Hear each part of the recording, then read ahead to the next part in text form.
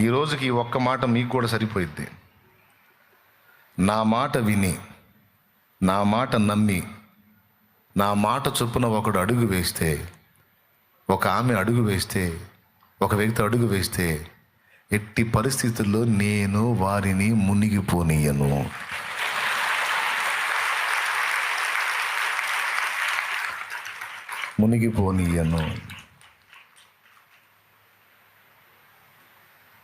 ఏదో శోధనలకు, ఆకర్షణలకు అటు ఇటు చూసి బలహీనపడుతుండొచ్చు.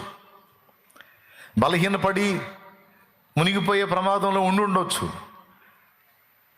ఆయన ఎవరిని బట్టి దిగాడు? ఎవరిని బట్టి దిగింది?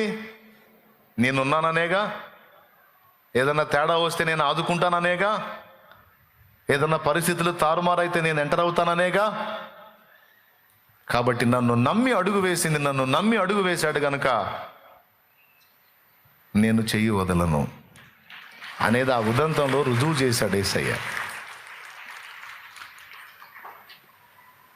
దీన్ని బట్టి నా జీవితాన్ని గురించి మీకు చెప్పాలంటే, తెలిసి తెలియని స్థితిలో దేవుని పరిచర్యలోకి అడుగుపెట్టిన నేను ఒకే ఒక్క ధైర్యంతో అడుగుపెట్టాను. నాకేమీ తెలీదు,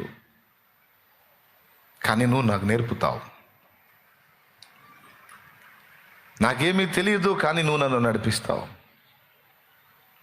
నాకేమీ తెలియదు, కానీ నీ పని నా చేత నువ్వు చేయిస్తావు. నువ్వు పిలిచావు, నీ ఏర్పాటును స్పష్టపరిచావు. కేవలం నీ మీద విశ్వాసంతోనే నేను తెగించి అడిగేస్తున్నాను. ఇక నన్ను నువ్వు గమ్యానికి ఎలా చేరుస్తావో నేను నీ మీదే ఆధారపడి ఉన్నాను దేవా అని ఆనాడు అడిగేశాను.